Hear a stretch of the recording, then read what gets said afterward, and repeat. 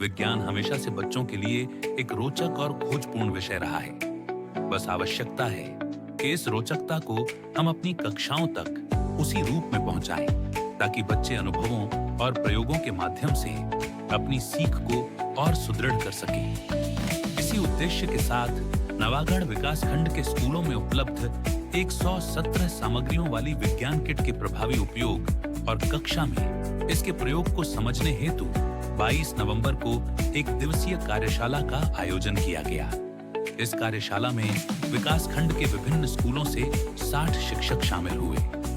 कार्यशाला की शुरुआत शिक्षकों के विज्ञान शिक्षण से जुड़े अनुभव साझा करने से हुई, जिसमें शिक्षकों ने अपनी कक्षाओं में किए गए रोचक प्रयोगों और बच्चों की प्रतिक्रिया के बारे में बताया।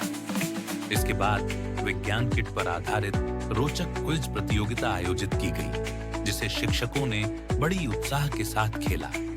कार्यशाला के इस क्रम को आगे बढ़ाते हुए एमटी अनीता, गीता और मनीषा साहू ने विज्ञान किट की सभी प्रमुख सामग्रियों के नाम, उनके उपयोग और कक्षा में उन्हें किस प्रकार उपयोग किया जा सकता है, इस पर विस्तार से मार्गदर्शन दिया।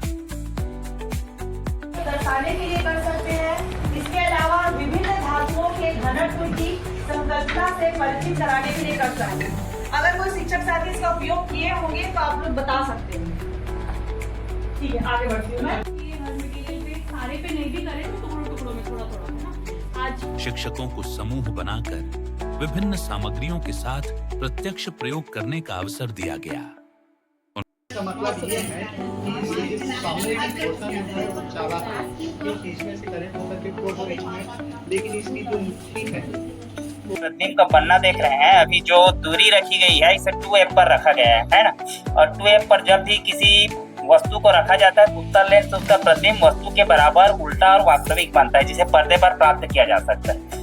यदि प्रतिबिंब होता है सीधा बनता है, आभासी बनता है, जिसे पर्दे पर प्राप्त नहीं किया जा सकता है, और वस्तु से छोटा बनता है। तो यहाँ पर उन्होंने कक्षा 6 से 8 की विज्ञान पाठ्य पुस्तकों में दिए गए विषयों से कुछ अवधारणाओं को चुनकर स्वयं प्रयोग किए और उन अवधारणाओं को बच्चों तक किस तरह पहुंचाया जा सकता है, इस पर भी चर्चा की।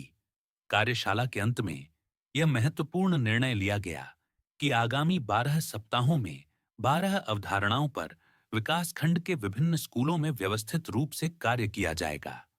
प्रत्येक अवधारणा पर बच्चे स्वयं प्रयोग करेंगे और अपने अनुभवों को गतिविधि लेखन के रूप में दर्ज करेंगे।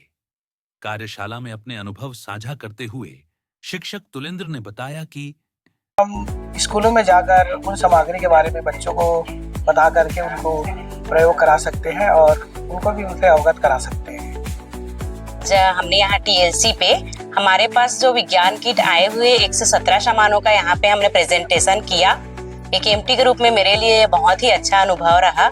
हमने सभी शिक्षकों के सामने इसे यूज किया और दिखाए, साथ में प्रयोग भी किया, जो बहुत ही अनोखा रहा, ताकि हम इसको अपने विद्यालय में लेके जा सकें, इस पे कार्य कर सकें, बच्चों को सिखा सकें, बच्चों की जिज्ञासा जो है उसको सामने ला सकें और बहुत सारे प्रयोग कर सकें। इसके लिए यह कार्यशाला बहुत ही रोचक रहा, बहुत आनंदपूर्ण रहा। विकासखंड शिक्षा अधिकारी, विकासखंड स्रोत समन्वयक, सभी संकुल समन्वयक तथा विज्ञान शिक्षकों के सहयोग से आयोजित यह कार्यशाला निश्चित रूप से विज्ञान शिक्षण को अधिक जीवंत और अनुभवात्मक बनाने की दिशा में एक महत्वपूर्ण पहल है।